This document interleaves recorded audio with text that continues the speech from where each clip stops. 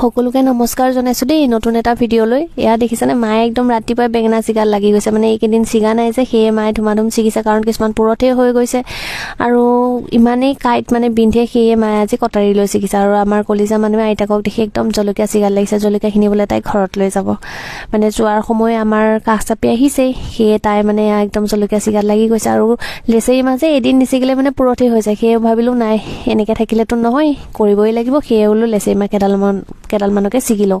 আৰু ছোৱালীয়ে জলকীয়া ছিগি আনিলে দিনটোত যে কিমান যোৰ কাপোৰ সলাব তাই ঠিকনা নাই। ইয়াৰ লগতেই ঘৰলৈ গৈ মানে কাপোৰ চেঞ্জ কৰি আহিলে। ইফালে আকৌ সকলোবোৰ বাৰীতে আছে। দেউতাই আকৌ গৰুজনী আনিলে, আমাৰ কলিকা এজনী গাখীৰ খীৰাবলৈ।